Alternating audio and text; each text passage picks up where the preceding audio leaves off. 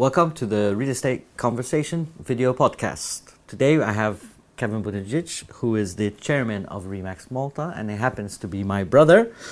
He has been in the real estate industry for over 24 years. He founded Remax in 2004. He has led the company for 15 years of consecutive growth, Global Region of the Year. He has won the European Excellence Award 2 times, and he has recently been crowned the Global Agent of the World in Remax. Here we are talking about the real estate market, where it's going, and what the Maltese public should think. The real estate market has experienced 3 to 5 years of consecutive growth in Malta and Gozo, both in number of transactions and in sales volume.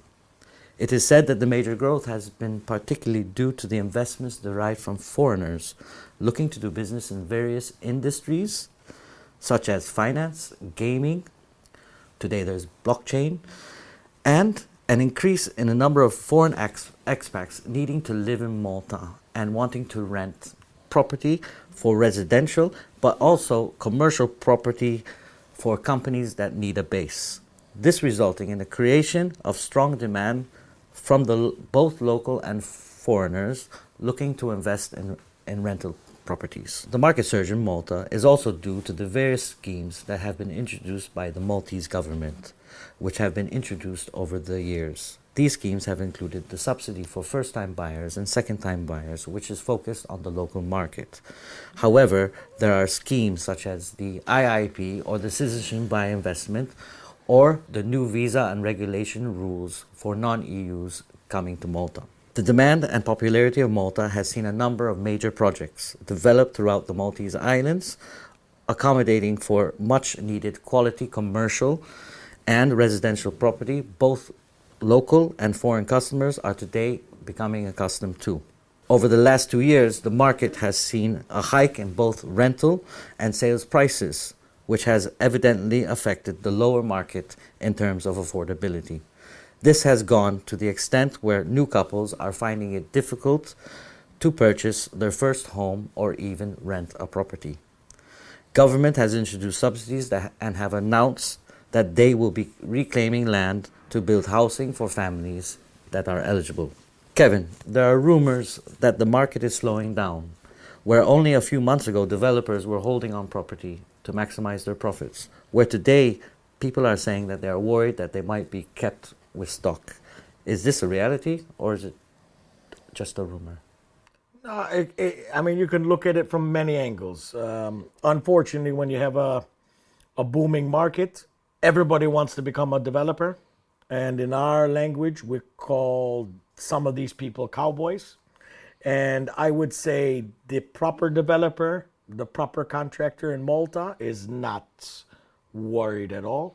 But yes, the ones who came on tow in the last 3 to 5 years that have been buying property just out there, paying crazy prices for sites and things like this, yes, these people should be worried. Unfortunately, they have went into a business that they don't have a lot of experience with. Unfortunately, we don't have any regulations about these kind of things. And obviously, it's our job to see which developers to work with and which developers not to work with. But yes, the developer that is doing a shoddy job and not completing his properties with good quality product will definitely keep his properties, because the people, foreign and local, are not stupid. I believe personally that anybody who's buying a property deserves to get a decent product. The quality needs to be at a high end today because there's lots of choice out there. And we'll be seeing lots of opportunities, as we saw in 2008, 2009, which proved to be the same story. But just because some cowboy developers have went into the market and maybe will go bankrupt, or maybe will have issues with their properties and sell cheap because they have to, because they've got interest rates to pay with the bank, or they don't manage to get a bank loan, and these things, especially now in today's world, those they will create a void in the market, but doesn't mean that the market is slowing down. I mean, the market has started to stabilize. So yes, you can say to a certain extent it's slowed down, but on the whole, I'm seeing the market still moving. I'm following our own sales and letting, and it seems to be moving just fine. Obviously, 2018 and even 2017 were bumper years. They were very good years for everybody. As you can see, I mean, the increase in competition, the increase in the amount of agents in the market, the increase in the developers and the investors in property has just went tremendous. The truth is the Maltese have the blood that they like stone. So you'll always see investment in property. We're still earning great ROIs compared to our neighboring European countries. You can still find property and rent it out residential wise between 4 and 6, and sometimes if you're lucky even 7%. And commercially, you can find property between 4 and even up to 8 and 9%. Right. It's not easy to get up to the 8 and 9%, but yes, if you look around, shop around, negotiate well, use the right people that have the knowledge of what's happening in the country, and cover your cost and not be hit with hidden costs, you can do a very good investment in Malta. So what would you say the status quo, or let's say, where is the market heading in the next year or two? Well, I think the market will stabilize in the next year or two. I mean, obviously, the new announcement of the banks giving loans will slow down the first-time buyers market to a certain extent. I believe that there are some schemes that are being put into place, which we're waiting to see what's happening. But now asking a first-time buyer to place a 15% deposit instead of a 10% deposit on a house is a bit steep by all means, basically around the world, because if you look around the world, except for some exceptions, it's usually in the region between 5 and 10%, and the bank will loan the rest of the money because it's a first-time buyer. Obviously, I also understand that maybe the bank is afraid that the properties will lose some equity, and obviously that would mean that the loan would be higher than what actually the property is worth. In Malta, I don't think we really have that to worry about. I believe that Malta property market will stay strong. You need to always buy right. You need to be careful of what developer you buy from. You need to seek the right advice. I mean, a lot of people, for some reason, which I find very funny, they don't take buying a property, especially even if it's their, I'm not talking about an investor who has many properties. I'm talking about the first-time buyer. Some of them don't take it seriously enough, and they don't look into it and get the right advice. Speak to the bank, negotiate the right interest rates, get the right deal. Calculate in their equation that they need a life insurance. They need to insure their property. All these things add up. In reality, I believe today the property market for the near future of the next year, 2 years, even 3 years will stabilize. There might be some areas that will take a small dip, but on the whole, the market will still stay strong. I mean, I kind of laugh when people start saying, because they see the market stabilizing, that people try and call it a bubble. I mean, just to make it clear for the whole population of Malta, when you call something a bubble, that means it drops by 50%. If it drops by 5 or 7%, that doesn't mean there's any bubble in the area. I'm confident. We invest in property on a regular basis. We're still investing, so I guess proof of the pudding is in the eating. And yeah, I see a stable market for the next 2 to 3 years. So you would recommend going to a reputable agency if someone is looking to buy? And what kind of agent are we talking about? Who is educated? You need an agent with experience, who's been on the ground. You need to find an honest agent. We have cowboy agents as well. You need to have all your right questions. You need to know how much you can borrow from the bank. today an agent needs to supply all that information. Obviously, an agent cannot advise you on your tax implications because there are professionals for that. They cannot advise you on how the property is built. There's architects for that. They cannot advise you on certain finishings because that's something you need to deal with the developer. But obviously, they can help you with those things, and it's their duty to help you with those things. But really, when it comes to professionalism, they need to step away from the legalities of the deal, but they can advise you on who they believe you can use, and obviously tell you to choose whoever you want. I mean, notaries, lawyers, these are all important things in every transaction. And I repeat, people should be very careful of when they sign a promise of sale, of what they are signing. So, Kev, if I were a first-time buyer and I would come to Remax, what questions should I ask your agent? Well, I think the first thing is to meet with the agent. They can define with the couple's income of what kind of loan they can achieve to get from the bank. We can also use our contacts with the bank to just confirm exactly what kind of property they can buy. Obviously, they can explain to us which area that they want to live in and what size of apartment they are looking for. And then obviously the agent can advise them whether it's possible with their budget to live in that area, to find an apartment in that area.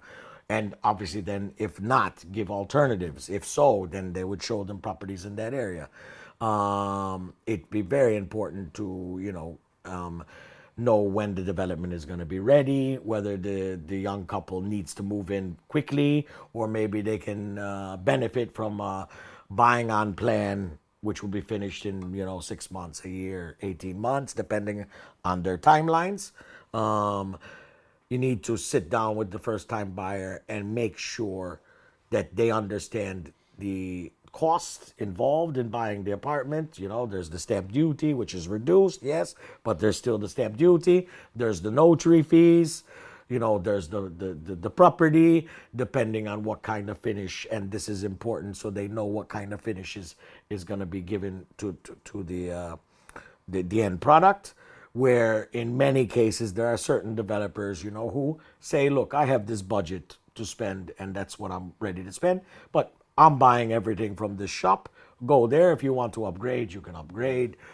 There's lots of different questions. It's really what the clients are looking for themselves. But yes, definitely, I mean, that's what we train our people to do, to make this as smooth as a process as possible.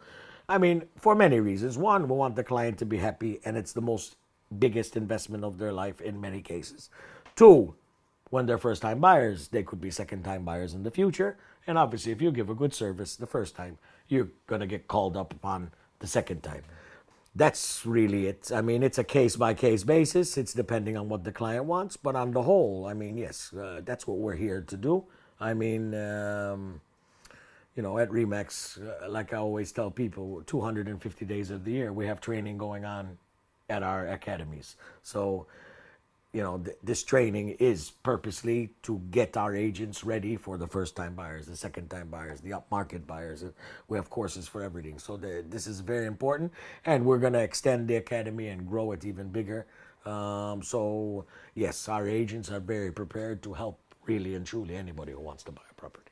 Apparently, the regulation of real estate agents is waiting to be discussed in Parliament, and it could be passed, the law could be passed even in September. What are your thoughts? Well, I mean, I really don't have much thoughts about it. It's been going on for 15 years. I've been being promised and been involved in the FEA before, and now we're just in the process of setting up a new association because my personal opinion, I do not want to be part of this new MDA section because being developers, and it's a Malta Developers Association, I see a total conflict of interest that any estate agent should be part of a developers association.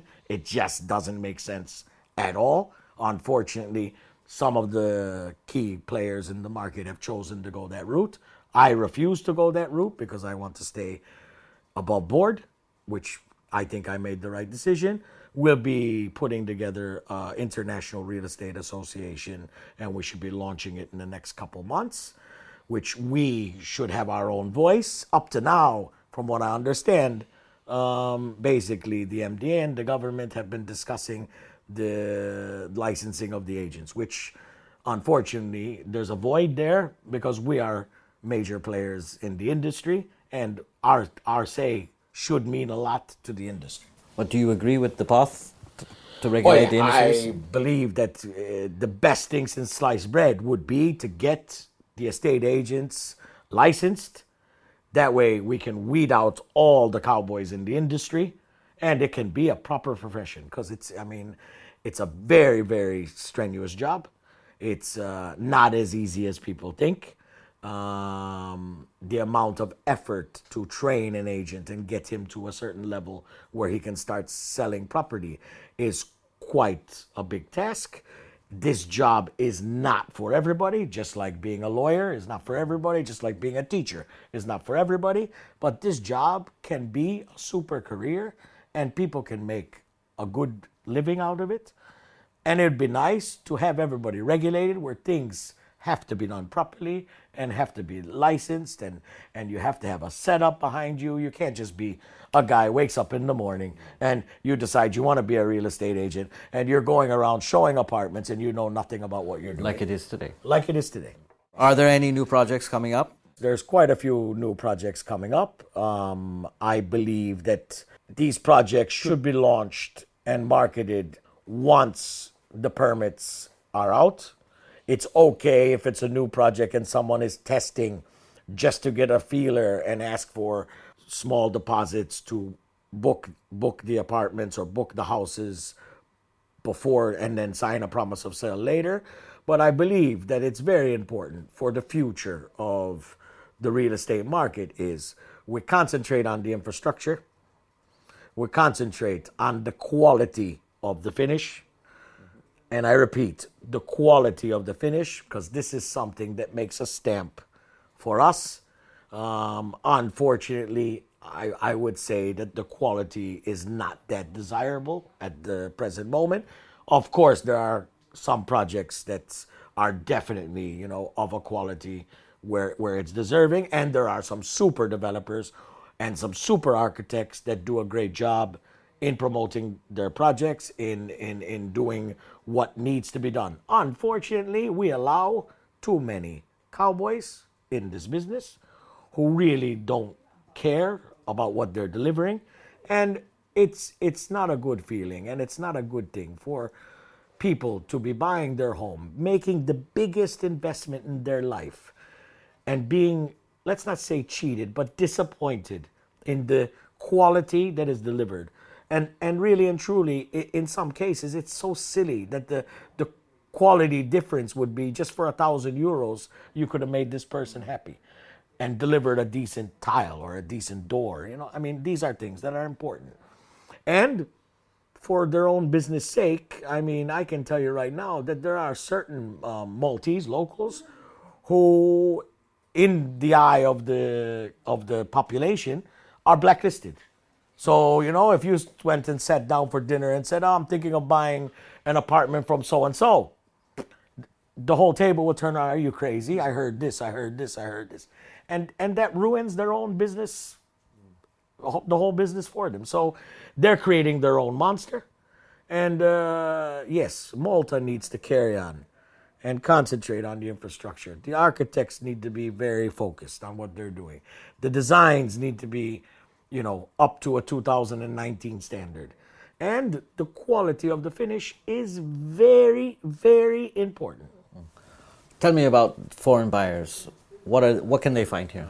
I've been dealing with foreign buyers all my life. And that's one of my main fortes. Foreign buyers look for good quality projects. I would say you've got probably 60-70% that would only look in an SDA area. And then you've got your 30-40% that would, buy a nice house, buy a house of character, even buy some apartments outside the SDAs. A lot of foreigners that I have dealt with and sold to, we've negotiated deals where the finishing of the actual apartment is done by by the owner himself, who gets his own turnkey contractor to avoid disappointment. I mean, there are some projects like Port Tomaso, which you can entrust the developer to deliver you a good product. Even Teeny Point, they deliver a good product. There are more that deliver a good product, but unfortunately, there is a lot more that don't deliver a good product. I mean, you shouldn't be going to sign a contract and you go into an apartment of 110 square meters and you find a snag list of 50 or 60 things to do. The snag list should be down, to 8 to 10 things. There's got to be mistakes. There's got to be some small problems, but on the whole, it can't be this long list that's never ending and it's evident, So these are things that we need to work on. And if we work on them, the property market will only get stronger and stronger and stronger. Don't forget, we're a little island which doesn't have a lot of space. You can't create really another Port Tomaso, especially in St. Julian's. You might be able to create another Port Tomaso in Marsa Scala, but it's a different area. Another thing I've noticed in the market, that the locals are looking even to move outside the main areas. The old way was, if I was born in Gargoo, I buy an apartment in Gargoo. But Gargoo, the prices have shot up sky high, and people can't afford to stay in Gargoo. If I'm born in Ormy, I want to live in Ormy, and vice versa, Maliha, and these places. It's our culture. But people have obviously had to adjust. The truth is, it's the same thing that happens everywhere else in the world. And there are still affordable properties out there. I believe that, yes, altogether, the business community needs to come up with schemes alongside the government to help out the first-time buyers. I mean, I know that there are some agencies that are willing to also help by put some benefits in their packages. I know some developers probably would be willing to help as well. And these things need to carry on, because we also have to be socially responsible for our country where we're making business and making money. So it's very important not to let the property market overexceed where the locals and the young couples will never be able to afford a property. That's very important. So we need to keep areas, and that can be, I'm not going to say it's easily solved, because nothing is easily solved, but it can be solved. Thanks, Kev. To conclude, the market is stable. Things are still going strong.